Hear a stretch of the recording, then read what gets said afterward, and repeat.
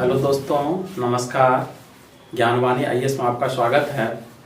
दोस्तों, आज हम लोग आधुनिक भारतीय इतिहास से संबंधित एक टॉपिक को पढ़ेंगे।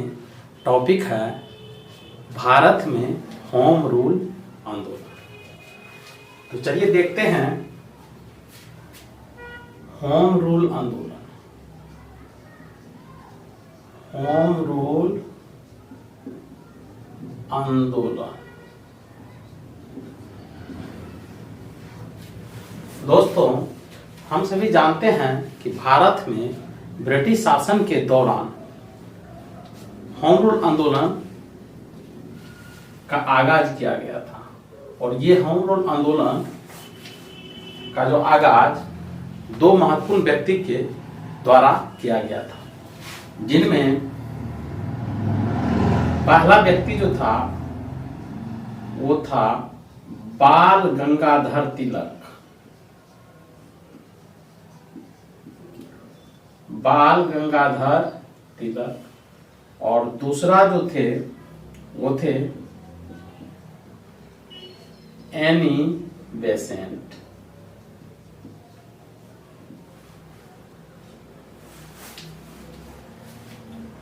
तो इन लोगों के द्वारा भारत में होम रूल लीग की स्थापना की गई थी। बाल गंगाधर तिलक अप्रैल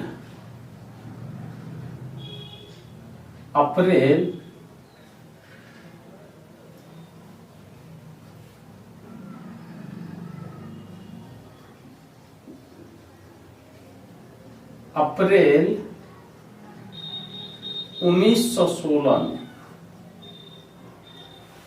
बाल गंगाधर तिलक के द्वारा अप्रैल 1916 में होम रूल लीग की स्थापना की गई थी, जबकि एनी बेसेंट के द्वारा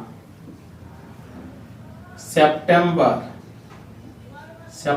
1916 में होम रूल लीग की स्थापना की गई थी। तो यदि हम इसकी पृष्ठभूमि को देखें कि वो कौन सी परिस्थितियां थी, वो क्या कारण थे जिनके कारण होम रूल लीग आंदोलन की शुरुआत इन लोगों के द्वारा भारत में की गई। यदि हम इसकी पृष्ठभूमि को देखें तो हमें पता चलता है कि जिस समय यानी 1916 में जब होम रूल लीग की स्थापना की गई थी, तो उस समय वैश्विक स्तर पर वर्ल्ड वार चल रहा था, यानी फर्स्ट वर्ल्ड वार चल रहा था, जिसका कार्यकाल 1914 से लेकर 1918 तक रहा। तो फर्स्ट वर्ल्ड वार के समय में ही भारत में होम रूल लीग की स्थापना की गई थी। तो फर्स्ट वर्ल्ड वार में हम सभी जानते हैं कि भारत ने, इंडिया ने ब्रिटिश का साथ दिया था। ब्रिटिश का साथ दिया था। और इस वर्ल्ड वार में ब्रिटिश के द्वारा भारतीय संसाधनों का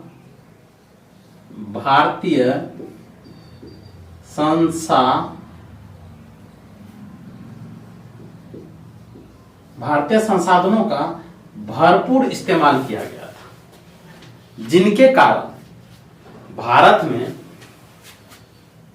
टैक्स में वृद्धि हुई थी। उसके बाद आम जन की आवश्यकता की जो चीजें थी वो महंगे हो गए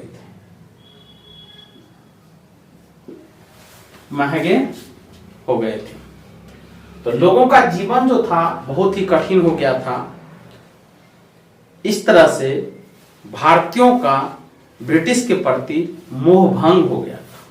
और इन्हीं परिस्थितियों में बाल गंगाधर तिलक और एनी बेसेंट ने संवैधानिक तरीके से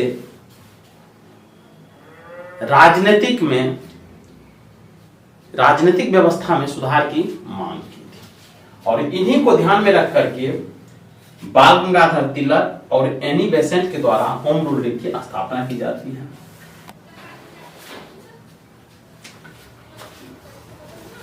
बाल गंगाधर तिलक के द्वारा होम रूल लीग की स्थापना की गई थी और इनके क्षेत्र का निर्धारण किया गया था। तो बाल गंगाधर का जो क्षेत्र था वो था कर्नाटक, महाराष्ट्र, जिसमें बंबई शामिल नहीं था, मध्य प्रांत तथा बरार, ये क्षेत्र बाल गंगाधर तिलक के लीग के लिए निर्धारित किया गया था। और इसके अलावा जो शेष भारत थे, शेष भारत एनी बेसेंट के लीग के लिए निर्धारित किया गया था। बाल गंगाधर तिलक के जो लीग थे, इनका मुख्यालय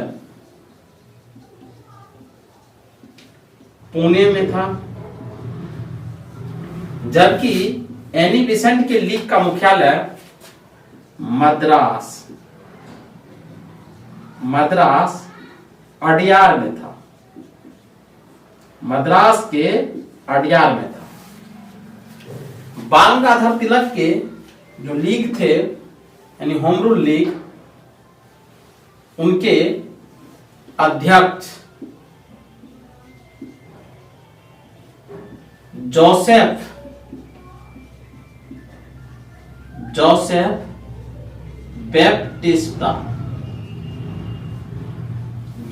बैप्टिस्टा को बनाया गया था, जबकि सचिव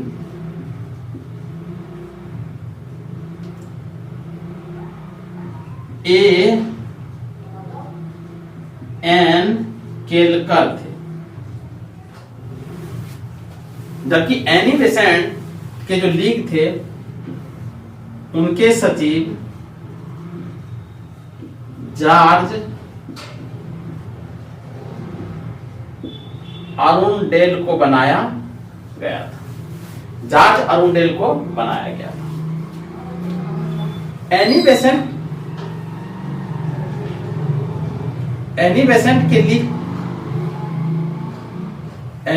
की लीग की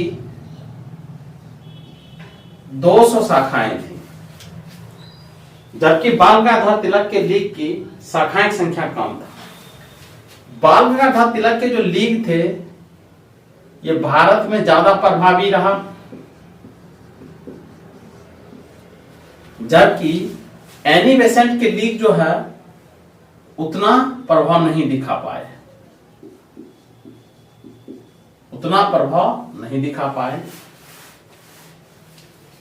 होम रूल लीग आंदोलन से बहुत सारे उस समय के स्वतंत्रता सेनानी जुड़े, जैसे मोतीलाल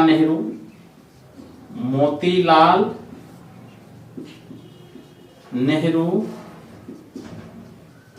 जवाहरलाल नेहरू, मदन मोहन मालवीय, सुब्रमण्यम अय्यर,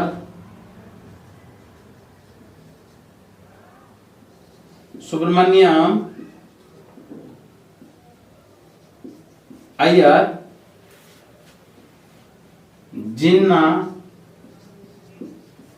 आदि, ये लोग भी होम रूल लीग की सदस्यता ग्रहण की और आंदोलन में अपनी सहभागिता दिया।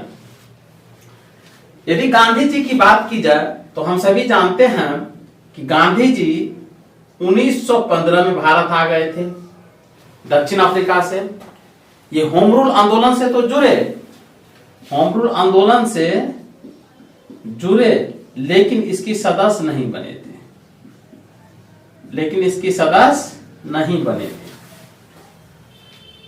होम रूल आंदोलन पूरे भारत में फैला और राजनीतिक सुधार की मांग की। इसने राजनीतिक संस्था में सुधार की मांग की, शिक्षा का प्रसार किया, शिक्षा का प्रसार किया, लोगों में जन जागरूकता को बढ़ावा दिया, जन जागरूकता को बढ़ाने का काम किया। इसके अलावा इसने स्थानीय स्तर पर,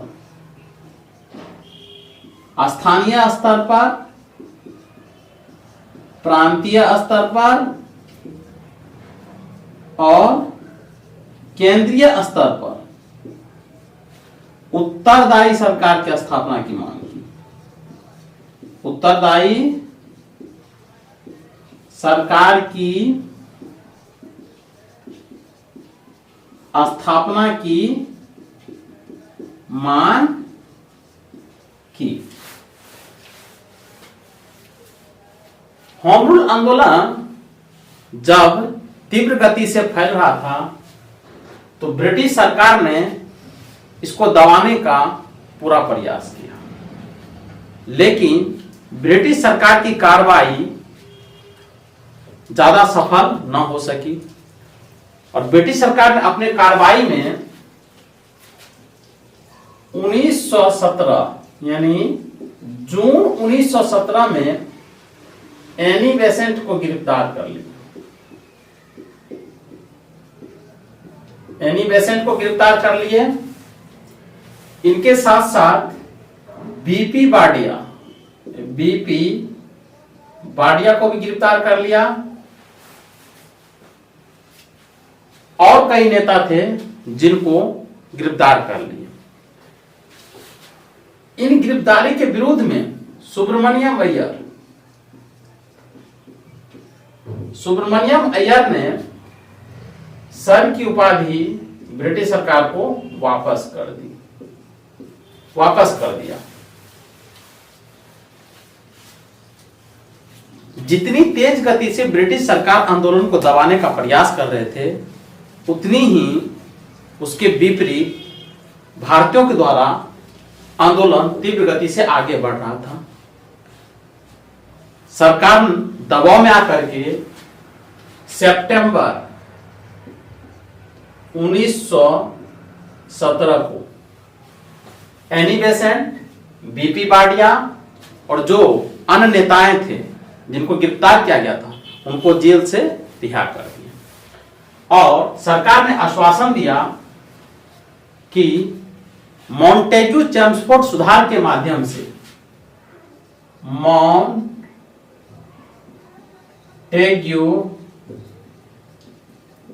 चेम्सफोर्ड के माध्यम से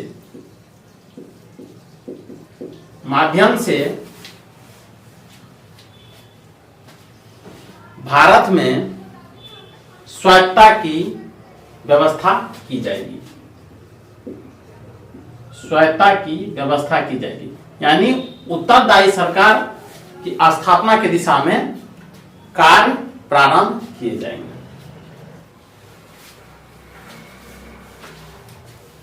मॉन्टेग्यू चेम्सफोर्ड सुधार के माध्यम से जब सरकार ने स्वायत्तता की बात की और आश्वासन दिया कि भारत में उत्तरदायी शासन की स्थापना की जाएगी, तो इस समाचार को पाकर होम रूल लीग आंदोलन शिथिल पड़ने लग गया और धीरे धीरे वह समाप्त होने के कगार पर आ गए। आगे वह कौन सी परिस्थितियां थी जिसके कारण होम रूल आंदोलन कमजोर पड़ गया? तो इन परिस्थितियों को यदि देखें तो हमें पता चलता है कि एक तो होम रूल आंदोलन के जो लोग थे उसमें संगठन की कमी थी।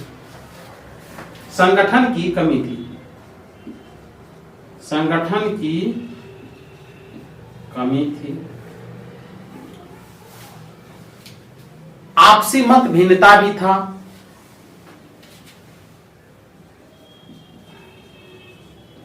आपसी मत भिन्नता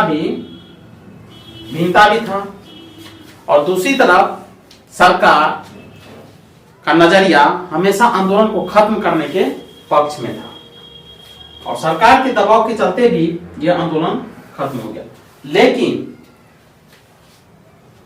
भले ही होम रूल आंदोलन खत्म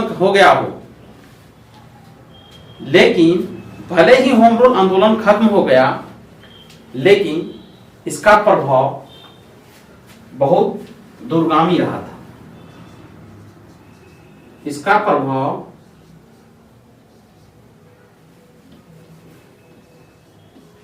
दूरगामी रहा था, क्योंकि होम रूल लीग आंदोलन ने भारतीयों में जन जागरूकता फैलाने में कोई कसर नहीं छोड़ा था।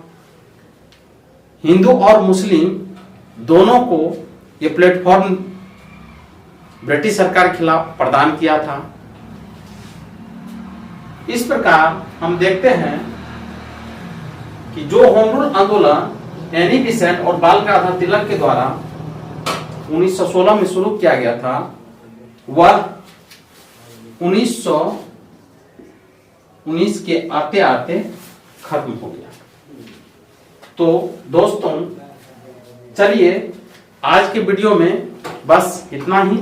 मिलते हैं नए दिन नए वीडियो के साथ। तब तक के लिए जय हिंद।